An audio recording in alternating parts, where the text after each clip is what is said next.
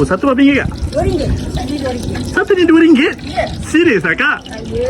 Dalam kampung-kampung ni ada kedai guys. Kak, Assalamualaikum. Salam. Akak jual apa ni kak? Ayam gunting. Ayam gunting. Oh, satu berapa ringgit kak? RM2. Satu RM2. Satu ni RM2? Ya. Serius lah kak? Ya. Ui. RM2 je. Gerun kak? Okay kak, kalau macam tu bagi saya satu boleh kak? Boleh. Mantap lah. RM2 kak. First time saya jumpa ayam gunting RM2 lah. Besar je. Besar guys. Gerun. Berapa lama berniaga sini kak? Lebih kurang 1 tahun. Dah setahun dah. Dekat dalam kampung ni RM2 kak ya. Ada untung ke kak? Kalau niaga tak ada untung tu bohong lah. Ada lah. Ada.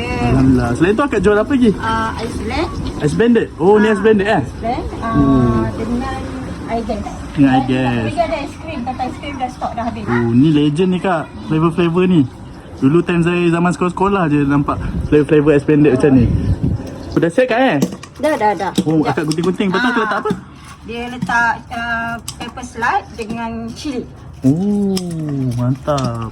Okey, mantap. Dah siap kak Dah siap. Okey, terbaik. Dengan harga RM2. RM2 je kak? Okey kak, mantap kak. Saya makan dulu Okey. Ni ice blender akak jual. Kau try lah. Oh, betul ni kak? Ya. Ni macam ni berapa ringgit ni? Ini RM3. Flavor apa ni? Mocha, ni cappuccino dengan caramel macchiato. Mantap. Okey, akak lokasi kat mana ni kak? Dekat Bukit Baru, Okey. Kampung Pesayang. Akak buka setiap hari? Setiap hari Isnin hingga Jumaat, pukul 12 tengah hari hingga pukul 7. Okey, mantap. Terima kasih kak Sama.